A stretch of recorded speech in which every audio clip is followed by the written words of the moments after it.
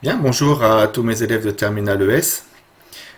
Je vous avais laissé sur la vie scolaire 2 exercices à faire et puis je ne me voyais pas vous envoyer un fichier avec la correction comme ça sans explication. Donc j'ai trouvé ce logiciel, j'espère que ça vous conviendra et que ça rendra les choses un petit peu plus claires.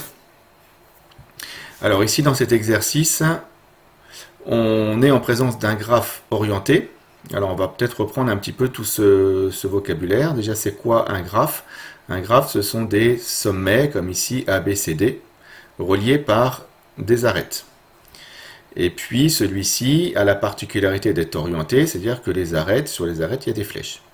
Là, on voit que je ne peux pas aller de A vers B, par contre, je peux aller de B vers A. Et puis ici, on a une particularité des graphes orientés. En A, on a ce qu'on appelle une boucle. Donc ça va nous aider à trouver la matrice d'adjacence du graphe. Et dans la matrice d'adjacence, donc moi je l'ai faite pour gagner un petit peu de temps. On va mettre un 1 quand il y a une arête qui relie de façon directe deux sommets, c'est-à-dire quand les sommets sont adjacents. C'est important que tu maîtrises bien ce vocabulaire, en faisant attention bien sûr à l'orientation. Donc ici, de A, je peux revenir sur A, j'ai une boucle, donc j'ai un 1 dans ma matrice ici. Ce coefficient-là, c'est pour aller de A vers B. Donc pour aller de A vers B, je n'ai pas d'arête dans ce sens-là. Je ne peux pas non plus aller en C, et de A, je peux aller en D. Pour la deuxième ligne, ça va être toutes les arêtes qui partent de B. Donc de B, je peux aller en A. Je ne peux pas aller en C, je n'ai pas de boucle ici comme j'ai ici en A. Je peux aller en C, mais je ne peux pas aller en D, et etc. On fait ça pour les 4 sommets. Dans la question B, on nous demande à l'aide de la calculatrice de déterminer la matrice M puissance 5.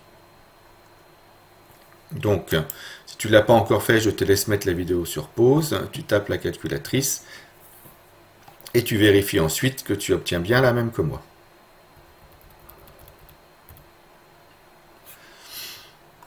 Donc j'obtiens ceci, M puissance 5. Alors on va expliciter un petit peu ce que nous donne cette matrice comme renseignement.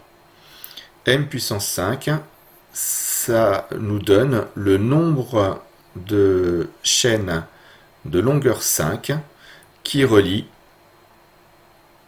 si je prends l'exemple par exemple de celui-ci, le dernier nombre qu'il y a sur la ligne numéro 1, ce sont les chaînes de longueur 5 qui relient A à D. Donc ici, on fait bien attention, quand on nous demande de déduire les chaînes de longueur 5 reliant A à C, A, ça va correspondre à la ligne, donc la première ligne, et C, la colonne. Donc c'est ce coefficient qu'il y a là.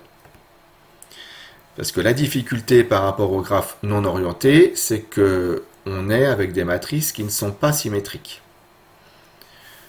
Même si ici, A indice AC, c'est la même chose que A indice CA, en règle générale, ce ne sera pas le cas. Donc c'est important de bien se repérer dans la matrice. Donc ici, je peux conclure que comme la matrice M puissance 5 a un coefficient A indice AC égale à 2, ça veut dire qu'il existe deux chaînes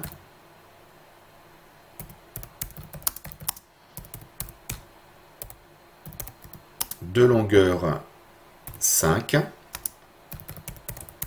reliant A à C. D'accord?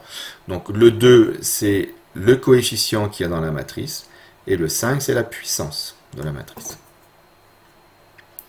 Ensuite, on vous demande de calculer M puissance 6 et d'en déduire le nombre de chaînes de longueur 6 reliant D à A. Ça va être exactement la même chose. Il faut calculer la matrice M puissance 6.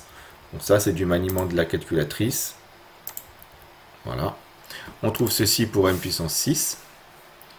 Et on veut les chaînes qui vont de D à A. Donc, ça va être ce coefficient-là. Il est égal à 2. Donc, ça veut dire qu'il existe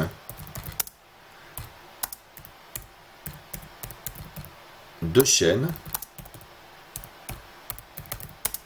de longueur 6 reliant D à A. Et là, on voit par rapport à tout à l'heure que l'indice DA n'est pas égal à l'indice AD. D'accord? Donc c'est important de bien savoir que quand on va de D vers A, D c'est la ligne et A c'est la colonne. Voilà, si tu as des questions, je te laisse